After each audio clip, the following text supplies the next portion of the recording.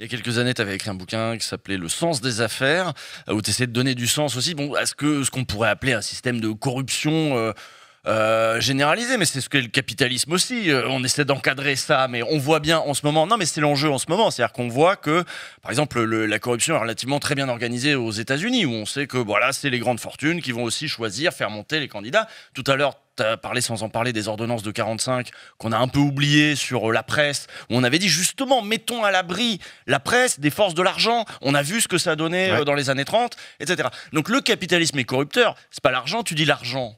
On pourrait dire que c'est le capitalisme. Et là, on voit une vague qui est en train d'emporter des démocraties libérales. Et cette vague, tiens, elle est toujours portée par des milliardaires, par des riches, par des capitalistes, justement. Et tu employais sur le plateau de C'est ce soir le terme, tu parlais de stress test. C'est un stress test, là, pour la démocratie libérale que nous sommes, nous. Est-ce que tu trouves, un, qu'on passe bien le test et deux, est-ce que tu n'as pas peur que, en fait, finalement, c'est la phase finale du capitalisme que de nous apporter ce genre de régime où voilà, il n'y a aucune autre force qui n'est considérée valable que la force du pouvoir, de l'argent. Mais c'est le capitalisme. Alors, allez, Fabrice, tu jusque-là. C'est l'extorsion de concept.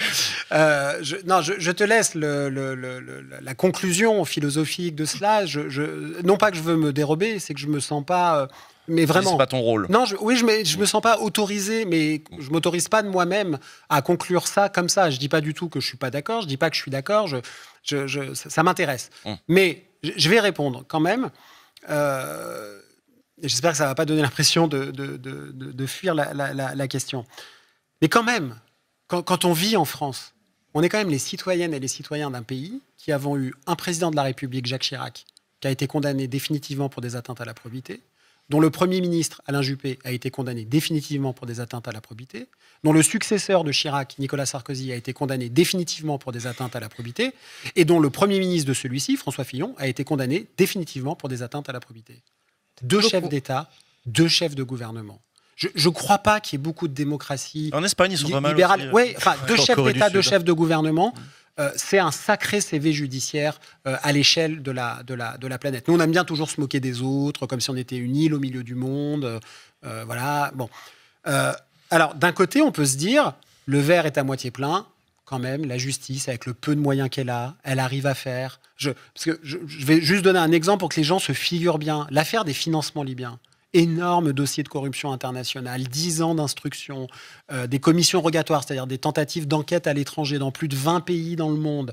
Bon, Nicolas Sarkozy dit, vous vous rendez compte, la débauche de moyens pour me faire tomber.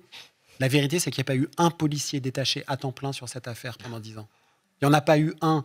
Le policier qui a porté cette affaire à bout de bras pendant 10 ans, le commandant Vidal, est venu témoigner au procès. Il a raconté ce que c'était. Et pourtant, ils y arrivent. Ils y sont arrivés. Ça, si c'est pas des... Quand on a fait des papiers sur le témoignage du commandant Vidal, il y a quelqu'un sur Blue Sky qui a écrit « Tous les héros ne portent pas de cap ». Ben, je crois fondamentalement que c'est vrai. Mais d'un autre côté, donc ça, c'est quand même le verre à moitié plein. C'est vrai qu'ils arrivent quand même à faire des choses. Mais le verre à moitié vide, c'est qu'on en tire aucune espèce de conclusion. Et que même à chaque affaire, on se demande est-ce qu'il ne faut pas supprimer le PNF? Mais il y a quand même j'allais dire, il y a quand même eu la création du PNF à un moment qui est intervenu. Ah bah oui, on le sait à Mediapart, puisque c'est la suite de l'affaire Cahuzac qu'on avait révélée en 2012-2013. Mais c'est intéressant, parce que la création du parquet national financier, comme de la haute autorité pour la transparence de la vie publique, qui est remise en cause aujourd'hui. Voilà, qui est l'organe qui contrôle le patrimoine des élus pour voir s'ils s'enrichissent grâce à leur fonction.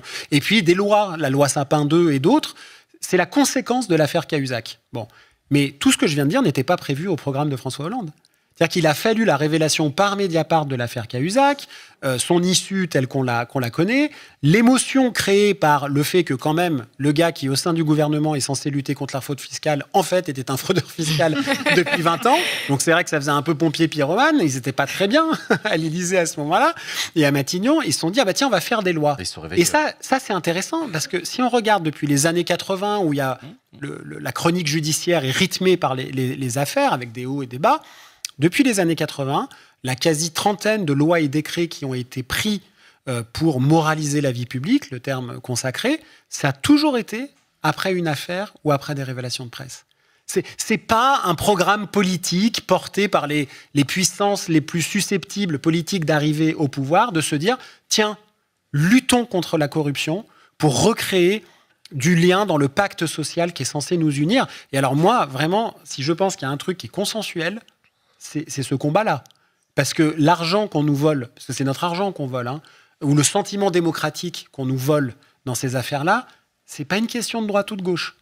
Je suis bien placé pour savoir, et travailler dans un journal, on a révélé sur toutes les forces politiques qui ont parfois un rapport un peu distendu à ces questions de probité, et dès qu'elles sont concernées, avec un rapport extrêmement violent vis-à-vis de l'appareil judiciaire ou même de la presse qui enquête. Donc c'est pas, je veux dire, la droite n'a pas l'apanage de cela. Donc je pense j'espère que ce qu'on est en train de vivre, qui est violent, mais va permettre quand même un peu de réveiller des consciences par rapport à ces questions-là. Alors, dernière question pour toi, Fabrice.